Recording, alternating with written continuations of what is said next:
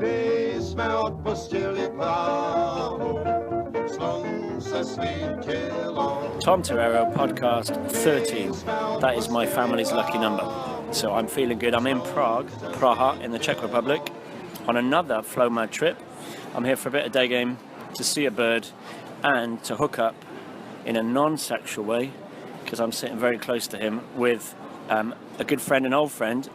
You could say the original Flow Mad, because this is the guy who I met in London, who first told me about this possibility of remote living, remote working, passive income, travel, blah-de-blah. I've been away with him. I've lived with him in London. I've lived with him in Russia. He was a day gamer, but he's got other passions that he's going to tell you about now. And it's great because we're in Prague, and Prague happens to be the first city we came to together on a Flow Mad expedition, you could say, at the end of 2012. I remember it was cold. We were just thinking about escaping London. I should say his name, then I can use his name. His name is Steve, and he is the founder, the god, the guru, the pioneer of rawaattractionmagazine.com, but it's an app magazine, so yeah, we'll tell you about it later, but you can download it on iTunes. Yeah, and this is your baby, and this is the whole reason that I've met up with Steve, to ask him about how he's got to this point, because Steve doesn't live in London, he lives around the world. B, we'll ask about the founding of the magazine, that story, and C, the learning process from you at university, dabbling in online stuff. And then a little bird tells me that you won a Men's Health Nomad of the Year award, something like that. Yeah. Let's start there. What the fuck is that? Is that true? That was in 2009, where I won the Men's Health Nomad Entrepreneur of the Year award, which meant no office, mobile and driven. And that at the time I was running a student discounts website at university, which was my first business. And did you get a certificate for Men's Health? I got a photo shoot and $5,000. That was fun. Get in there. So even at uni, when you're pretending to study something serious, you started dabbling in online money. Yeah, my uni course was literally a piece of shit. So I studied writing, and the only thing I learned in that course was how to do dramatic writing, which was, if you want to know this, $14,000, this is of information. Just put more full stops in your sentences. What, in the middle of a sentence randomly? Yeah, like fuck, pause, I'm gonna kill you, pause. See how dramatic that is? I noticed that in your articles, Steve. You are it's punchy, that's what you're saying. It's quite masculine. It's dramatic, it's fun, it's playful. But anyway, that's all I learned. So, armed with the wanting to know more about online marketing, when I found out I just realized people were making money through affiliate marketing online, and I just started my own student discounts website. What year was this? 2008. So probably before Tim Ferriss's 4-Hour Workweek, or did you know of that guy in that book? I did know of him, but I don't know what year that came out. I think he's doing a 10-year update now, so I think that came out 2005. He needs to, because we'll talk about why some of that book is bollocks. Anyway, yeah, so you did the student discount affiliate stuff. Yeah, so I learned a lot there, and really my goal at that point was actually just because I knew when you know you can make money online, you know you can travel, because the internet is everywhere, unless you go to the middle of Nigeria or Wales, Wales, wherever the Boko Haram group are hanging out. South Wales. Yeah. So. But you were living in London, yeah, when I met you. Yeah, we met in London in 2012. We met on a dating website. No, that's another story. Yeah. We met through Day Game, and you started teaching me that, because I wanted to know that as a Flow Mad skill, because it's one of those skill sets that is great to have if you go to a new city. But what's cool about your day game is that you learnt it as a skill, like you've taught yourself loads of other flow mat skills, and then you didn't really think about it. You didn't concentrate on it because, like here, you've met birds through it, through other things. So it's not really a focus anymore, is it? A flow madder doesn't need to think about day game 24/7. No. You do when you start have to concentrate on it for a few months, certainly, especially when it's kind of one of the scariest things that most guys can do. Yeah. Get it, go somewhere. I was learning in Prague, I was learning in Russia and with you. Obviously they have to click on a link below and take training with me. Obviously that is a given. Yeah, you are probably the best. Well, you are the best Steve. teacher in the world. He's saying that as he's rubbing my leg and I'm slipping him 20 quid. But anyway, that's very kind, Steve. So in return for me doing day game with you, you started telling me about your lifestyle, and you were, this was in London 2012, and you would also, as well as the student discount thing, you had found a way to do consultancy online. That was earning you quite a lot of money. Kind of what happened was in 2011 or 2010, I think. I ended up spending too much money on the website Rebuild, and basically the whole website crashed in terms of the business, and I wasn't making enough money, so I had to take on this freelance job. And the freelance job was working from home, finding partnerships for this CV writing company, and that was giving me income. I didn't have to do much for it, and it gave me the ability to, like a year or so later, to set up the magazine, which is now my passion and my hobby, which is all about helping men and women understand each other more, find more love in their lives, have better sex, and you've gone way beyond day game and seduction and PUA, which was like your foundation. You've gone into crazy shit. Like, we should point out here that Steve does do crazy shit. He reminds me of Carl Pilkington, not in that he has a round head. Your head is quite round, but Steve will just Google something, and rather than saying to me, oh, that's quite interesting, he'll go off and do it. Like recently you've been to you've learned everything about weird sexual practices, you're getting into BDSM, you've gone to like festivals and communes. Where have you been recently? Last couple of years I've infiltrated the orgasmic meditation community in America. Cultish, sorry. Cult, yeah, it is a cult. And then still cool. Started studying tantra and shamanism and BDSM, and where you been in the also world? Salsa is a big passion. So where have I been in the last couple of years? It all started when I was in my bedroom in London, and you came in like you do you do every evening. Don't tell that story, Steve. When I said, Tom, I need to get the hell out of London, it's too fucking cold here. It's the middle of January or December, and I was like, fuck this. So I was like, Tom, where should I go? And you were like, you should go to Austin. And I was like, why did I say Austin? I don't know, I think you knew that John and some other guys that we knew that had been there and said it was pretty good, and it was warm as well at that time. Like, Austin's one of the places where you can go and it's warm. It was alternative. I think that's why we said Austin's very creative, holistic and healthy. Yeah. So I thought, fuck it, let's go to Austin.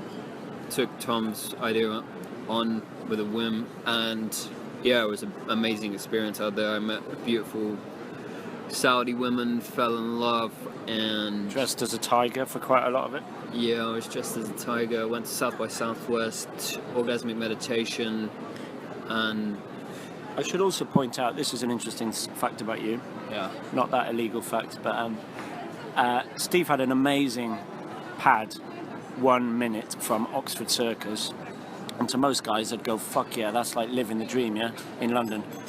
But even then, me and you had itchy feet, like there must be more to the world than day gaming in Oxford Circus.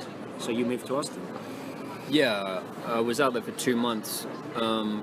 Originally going to be 1 month, but I met this woman and I was like, oh, I've got to stay.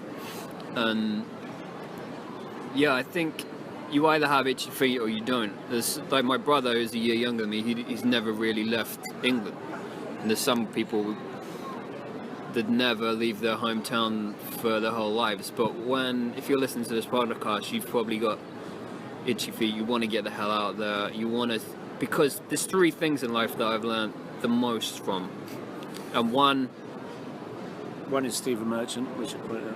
No, I was gonna say you, but no. Oh man, that is no. One is business, like learning to do business. Two is travel and all the things and all the people I've met traveling. These are not really in any order. And the third is relationships and dating and sex. So those are the three biggest life teachers in it. I think this is what Tom's FlowMad product is all about. Nice link, mate. See how we sneakily upsell.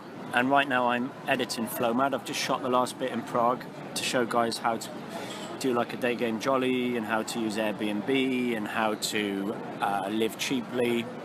So Steve and I learned that together at the same time. Really, we started doing Airbnb. The links I'm going to put below. So Airbnb and Skyscanner, working out how to outsource stuff. So Steve, you were the first person who taught me about Fiverr, the website Fiverr, and Elance.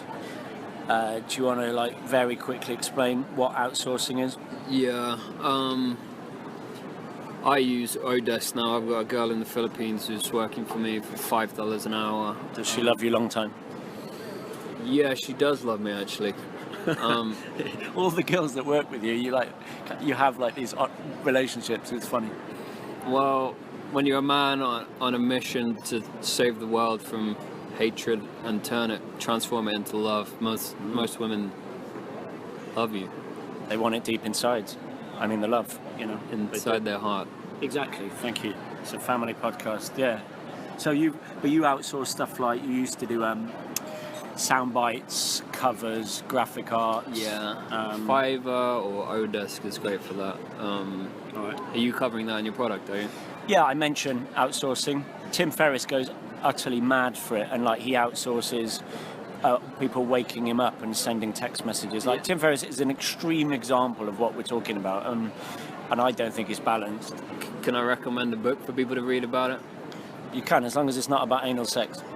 No, I think the guy's called Chris Ducker. It's like, I can't remember the name, but it's maybe we can put it below. Yeah, we'll put it in the links below. I can't remember it now, but it's a bloody good book on like how to write job advertisements and how to know what you need to outsource.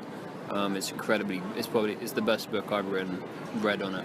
While we're talking about the book, then, because a lot of guys ask me about this, and I mentioned it in FlowMad that you should read. The 4-Hour Workweek by Tim Ferriss, because it's the kind of original Bible for being a vagabond entrepreneur. But as Steve and I know, you ain't going to be working 4 hours a week, number one. How many hours do you currently work, Steve, on your baby magazine? Too much. Mental, yeah? It's like 70 hours probably. But probably because I'm in Prague at the moment, currently in a relationship for the first time in 10 years. We've been in a relationship for 10 months now, and I would prefer to be in South America at the moment to have more of a life balance. This is one of the keys in choosing a city that you want to work in, is you have to choose one where you're either gonna go there to specifically learn something, or you just know there's just stuff you want to do, like surfing or sunbathing or climbing mountains or whatever it is. Salsa's a big one for you, isn't it? For me, it's salsa, like dancing salsa. I learned salsa in London. I was an international superstar. Wow, dressed in lycra. That's kind of bigging myself up a bit, but I did do it. You were bloody good. I did do international performances in a student group, which was pretty exhilarating. So I went to Cali in Colombia, where they dance the style of salsa that I dance. So if you have a dance like tango, you would go to Argentina or something. You have to really choose a city where you're going to get that work-life balance. And for me at the moment, it feels a bit out of kilter because I don't have that Latin scene going on. But most of the online entrepreneurs I know because it's their passion, their obsession, they don't even call it work. They just focus on their flow activity, but it's way more than a normal office job. So if right now you're working in I don't know, car phone warehouse, Monday to Friday, if you start doing what Steve's doing or what I'm doing, it's all consuming. I wake up, I check my phone late at night, I'm looking at emails, I'm making videos, I'm editing, I'm thinking, people are contacting you. It never stops. This is not a job. It's definitely, I love what I do, but then there is a point where you have to take time for yourself and take a break and take, just like you did the other day about going to the Arctic Circle, just that reset button. For me, when I was in Cali, every time I went out to dance, now I just dance in my apartment, but it's not quite the same when you have that atmosphere around you or something you really love. Like, you have to have that balance. Can you tell, we forgot to follow up on where were the other cool places you went to recently just for like amazing conferences? Or I saw some awesome photos. Was it South America or Middle America? I went to Thailand for Awesomeness Fest, which is a spin-off company from the company called Mind Valley, who are one of the leaders in the online space in terms of self-development and meditation and self-growth and stuff. They do an event 3 times a year, one in America, one in Asia, and one now in Europe, which will be in Croatia in May. And that was incredible in terms of the people speaking there and the people you can meet. I've never been in a room with so many like world changers. Where else did you go? You were near a lake. That photo. Lake Atitlan in Guatemala is probably one of my most favorite places in the world. If you've got a spiritual kind of calling, then and you want to do yoga and meditation and kind of find yourself, and you need, the internet connection is not brilliant, but you can survive. The Lake Atitlan in Guatemala, there's a place called San Marcos, which is a tiny little town. Yeah. Which is it's like a few hundred people. It's not even a town. It's like a hamlet of a few hundred people. That, in contrast, brings us on to the second myth of the 4-hour work week. Because if you know that book, on the cover, it's just a bloke in a hammock, maybe on his laptop, I can't remember. And guys look at that in the bookshop and they go, "Fuck yes, quit the job, work 4 hours a week, and do absolutely nothing. That is my dream." And most people you speak to, they will say, "Oh my God, that is my dream, just to lie on a beach in Thailand for the next 10 years. But as Steve and I quickly discovered, we discovered this on a holiday in, wasn't a holiday, it was a hardcore expedition to Russia, to day game. When you go somewhere and you don't work, and in our case we were just focusing on hot girls, you very quickly start to be lazy and you start going mental basically and depressed.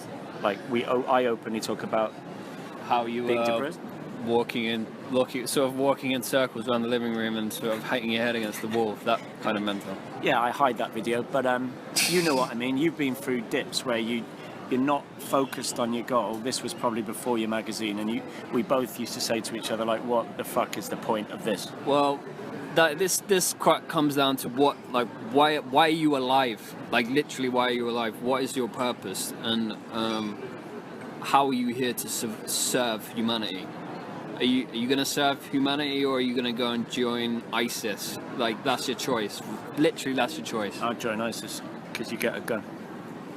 Well, no, I wouldn't. Disclaimer. Like, to me, you either choose love or hate at the moment. Yeah, like, it's light or dark, whether you're spiritual or not. Yeah, it's that clear at the moment. So, unless you want to go and travel to Syria and kill people, then I suggest choosing something where you feel you're going to be serving people. Like, for me, I'm running a magazine. It's the first magazine for men and women that's ever been produced to help men and women understand each other more and grow together and evolve together. Tom's going to help you guys out so you can live your dreams and meet women if that's your thing. And yeah, you have to choose something that you're going to be of service so that you're happy with working up to 10 hours a day. Ideally, I'd probably want to work 6 hours perhaps, and then spend the other time dancing salsa or doing something else. That's because doing nothing is very toxic, particularly for men. Because in Flow Mad I say, what's your project? What's your project? Because the study of lottery winners show or people that become famous really quickly. These studies show that if somebody tomorrow gives you $2 million or £1 million, whatever, you have this massive peak of happiness because you go off and you do sex, drugs, rock and roll, and then after a year they show that people's baseline happiness is the same, if not negative. Fame and money usually makes people hit the booze or the drugs. So we learn quite quickly that this is not about making loads of cash to do nothing. I can add another stat I've heard recently. There's been studies of I think in America where the baseline income, when it goes above about $150,000 or between $150,000 and $150,000, or if you're in the UK it's probably about 70 or 80,000, like the happiness doesn't go up because once you got 10 grand a month coming in, I mean, you got everything covered at that point. Yeah. There's nothing wrong. I actually want a lot more than that so I can grow the business. I want multiple 6 figures coming in a month so I can grow and expand the business and serve more, because sometimes you do need money to help things grow, but you don't need all that money for yourself. You need money for this FlowMad thing, but in FlowMad I actually give my maths. I'm not going to give it away here, but I actually say how much me and you, when we do all these little expeditions, sometimes to really far away places like Australia or Guatemala, how much we actually need. So how much accommodation, food, travel, you could even say jet skiing in Miami, how much that costs, and it is nowhere near what a guy assumes, because a guy always emails me and say, Tom, do you have like really rich parents, or did you win some money? And I say, I'll only give you the hint, but I spend a third less than I was earning as a primary school teacher in London. So that is how much money I need to have this lifestyle. And I know you go to crazy places and do crazy things, and you're not some kind of millionaire, like your dad didn't give you a shitload of cash. Because people assume that, I think, from, looking at people who travel the world. But we started off in hostels, you and me, not the YMCA. Right here in Prague, we were staying in hostels, cooking our own food, like budget airlines, and then we worked out Airbnb, then we worked out different passive income sources. But it's not what guys think, is it? No, you certainly you can choose your places. You can live in Guatemala very cheaply. It just depends where you want to go. I think you just need to have that goal in your mind of where's that first place you want to go. Like, have a clear picture of where you want to go, and then work. And it's different. That's a good point between me and you, that you are all about the heat, tropical, South American. You love that Latino vibe of Colombia. That's one of my kind of worst nightmares, I think, being in a hot, sticky place with girls with big asses and stuff. I've just come back from Finland, from Poland, so I know in my core that I'm all about Eastern Europe, forest, skiing. So when I realised that's why I did that trip to Finland, because I thought, Tom, this is your core. You've got to listen to this core. I've wanted to go there for 25 years and I did it. So you're listening to this and your dream might be to live in New York City, or to live in London, or to I don't know what your passion is. If you're listening to this, you should know what it is, because it's the thing that you do when you're not working, or it's the thing you've wanted to do since you were a child. You do it automatically. The common question to this is, if you could do anything and money wasn't the option, what is it that you would do? And that sounds like cheesy life coaching, like, what's your purpose, man? But it's a really serious question, because when you start earning passive income or running a magazine and you've got time and you can move, I remember many times where me and you sat in a cafe going like, what is our purpose? What is our focus? And your magazine, you suddenly were like, bing, I got it, and it's my job. Yeah, finding that purpose is key. And back to the cities thing, you really should ask around to know if, for example, I went to Hong Kong when I was 19 and I thought that would be amazing, but it wasn't really all I hoped it to be, and I travelled all the way across the world to go there, and I really should have done more research before I went. And I went the same a couple of years ago to Vancouver, and I was committed there for 2 months. Didn't really want to be there for 2 months after the first few weeks. It was okay in the end, but especially if you're thinking about going somewhere a long distance away, then get some advice from people who've been there, and be very, very clear before committing yourself to a place for too long. I would never overcommit yourself to a place. We used to have these wild dreams if you say, okay, I'm going to move here forever. I think 1 month. Yep.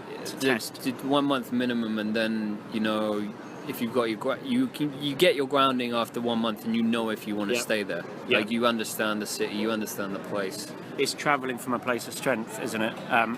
Because a lot of guys you meet on the road are running away, and they're in Asia for the next 20 years or whatever. Yeah. But me and you are like, you can't go to a city for 2 days. We tried that. You can't go for 5 days.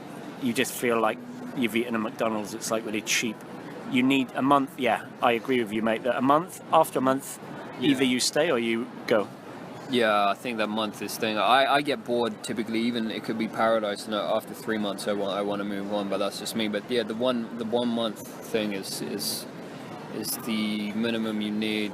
Well, it's not even the minimum. It's the ideal time that you need to know the city if you want to stay there or not. One of my biggest realizations from the last 2 years is this time on, time off thing, and Tim Ferriss does talk about it in that you shouldn't run away from your family and your friends, like I did, and go off and do day game for 2 years around the world with no other focus and no foundations, because it doesn't make you happy. So. Like, you've currently got roots obviously here something going on here, but that idea that you can have a base, or you can have different focuses. So like you said, like learning a language or going to do salsa, and then saying, I'm going to go to a festival for 2 weeks, then I'm going to go back to London and earn some money for 2 weeks, then I'm going to do this. That's very different to this backpacker idea when you're 19 of just like traveling around Asia. That's not what FlowMad is at all. You know what I mean? Yeah, but you still do want that, like, agility. And I saw you. I think we were in Lithuania or Latvia or somewhere, and I was carrying 2 bags, and you had just one. I was like, how the hell are you doing that? Or one in a very small bag, and then still got it, yeah. After that, I got rid of my bag, and I was traveling very, very light, so I could go anywhere I wanted. I had a 1 bag, and then one of those, I can't remember the name of them, but they got loads of pockets, like the 25 pocket jacket thing that like you stuff everything in there. Bird watcher. Yeah, keep all my bird watching binoculars and stuff in there. That's good. You get through security on that. That's a good tip. Yeah, I was traveling the whole world on that, and that's exhilarating when you get everything down to. There's 1 bag that I bought, and yeah, just to throw everything there, and you tell people you just going around the world in that, and they're envious that you've got so little stuff. When you quit your place in London, did you sell lots of stuff, or did you put it into storage? Sold you my TV. I left that in London somewhere. I don't know what happened to your TV. Fuck it.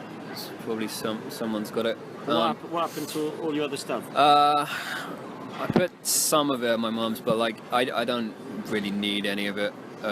Like, if my mum's house burned down, then I wouldn't be bothered. God forbid, your poor mother. Well, yeah, my brother. I wouldn't want my mum's house to burn down. My brothers live there and stuff, so. Yeah. Right.